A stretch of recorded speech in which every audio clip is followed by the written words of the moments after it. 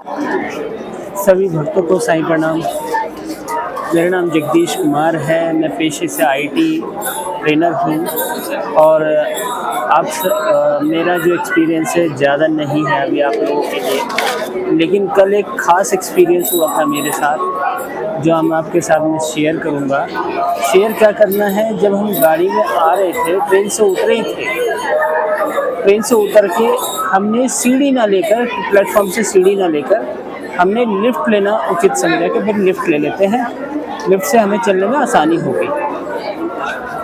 अब आसानी के चक्कर में हम जैसे लिफ्ट में एंटर हुए तो हमारे पीछे पीछे साईं बाबा जिन्होंने हमें पिकअप किया, इन्होंने मेरे अंदर से एक भावना आई कि साईं बाबा आपको खुद लेना है।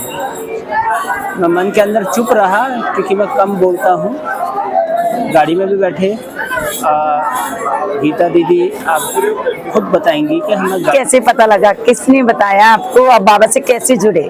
मेरे घर में मेरे बड़े भाई जो मुझसे बड़े हैं वो साईं बाबा को मानते हैं, वो यहाँ आ चुके हैं पहले, तो उन्होंने हमसे भी कहा था कि चल आपको कभी हम लेके चलेंगे, लेकिन काफ़ी टाइम भी गुजर चुका है लेकिन ऐसा कुछ हुआ नहीं।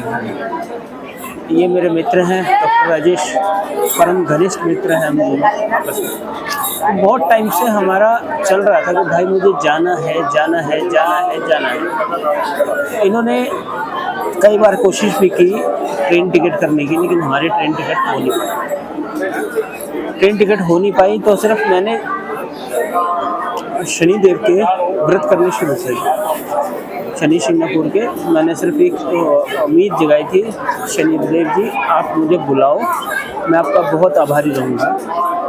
और इसी कारण से जैसे मैंने व्रत उठाए, छायादान पात्र किया, ज़्यादा से ज़्यादा 3 या 4 कर पाया होऊंगा, उसके बाद ही मुझे न्यूज़ आती है कि भाई हमारी ट्रेन बुक हो गई है। क्या हमारी ट्रेन बुक हो गई है?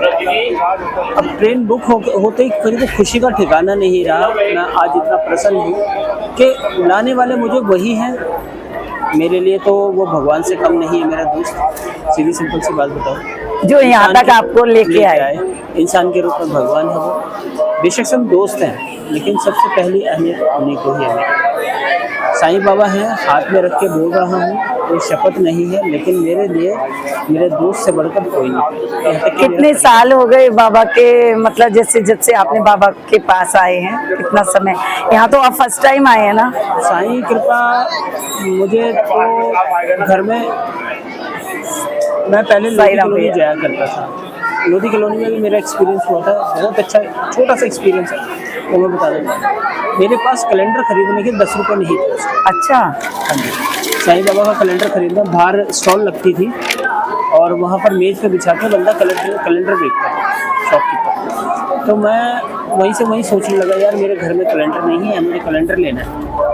और मैंने अपनी पॉकेट में हाथ मारा तो मेरे पास 10 रुपये भी नहीं थे। लेकिन मैंने उसको दुकान वाले से पूछा, भाई ये कितने का है, ये कितने का है? मैं सिर्फ उस टाइम ये देख रहा था कि 10 रुपये तक का कोई कैलेंडर मिल जाए। मन के अंदर 10 रुपये तक का भाव। और जैसे ही मैंने नीचे झुक कर देखा, कैलेंडर के ऊपर 10 रुपये रखे हुए। क्या बात है! वो 10 रुपये मैंने माथे से लगाकर मैंने कहा अब कैलेंडर आएगा ही आएगा, अब तो आना ही आना है। ये 10 रुपये उसको दिए, साईं बाबा का कैलेंडर लिया, कैलेंडर लेके माथे से लगाया कि मेरे घर में साईं बाबा आ चुके हैं। क्या अब साईं बाबा का कैलेंडर लेके मैं बहुत खुशी खुशी घर पे गया, अपना इंसिडेंट्स अपने भाई को बताया। भाई कहने लगे, देख तुझे भी दर्शन हो गए आज। मैंने उस टाइम ये नहीं माना कि ये दर्शन है, मैंने कहा ये तो एक इंसिडेंट है कि हो सकता है। नहीं, उन्होंने बोला कि तेरे पास आना था उनको और वो आ गए, किसी भी रूप में आ सकता है, मैं समझ गया। लेकिन कुछ हादसे मेरे साथ ऐसे हुए 2002 से, इसके बाद मेरा मन जो है वो टूटता चला गया, प्रत्येक भगवान से मेरा मन टूटता चला गया।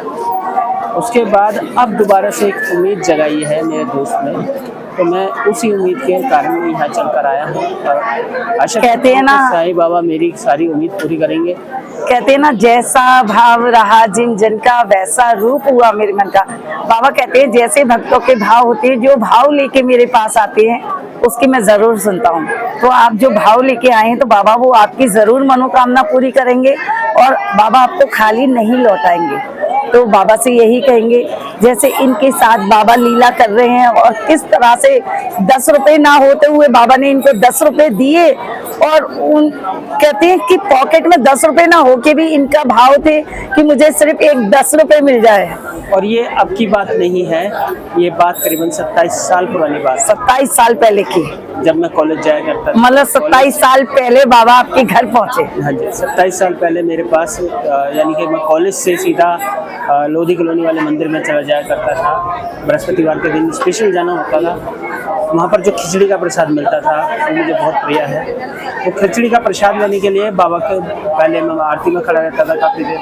आरती मुँह जुबानी याद थी, और जब हम सारे में घूमकर यानी परिक्रमा करने के बाद हम खिचड़ी का प्रसाद लेते थे तो मुझे बहुत प्रिय था। बाहर लोग अपने घर से ला कर बांटते थे, लेकिन बहुत अच्छा लगता था कि यहाँ पर श्रद्धा है, यहाँ पर भक्ति भाव है, लोगों के अंदर कुछ करने की इच्छा है। आज की इस दुनिया में लोग एक दूसरे को देख के अच्छा नहीं लगता है किसी को बुरा कहना, लेकिन जो सामने दिखता है वो सत्य है। किसी के बारे में गलत नहीं बोलूँगा, लेकिन जो कथन है वो यही है कि आज कोई अपने से अपना भी नहीं है। लेकिन यहाँ आकर प्रेम भाव देखकर लोगों को देख के पता चलता है कि देखो इस दुनिया में कुछ ऐसे लोग भी हैं जो सेवा भाव में लगे हुए। मैंने गीता दीदी से, राजेश जी से बहुत कुछ देखा है, बहुत कुछ सीखा है अभी कि प्यार कैसे बांटते हैं और प्यार कैसे मिलता है। यही एक जरिया है एक दूसरे से जुड़ने का। तो सभी भक्तों को साई प्रणाम। बोल साईनाथ महाराज की जय।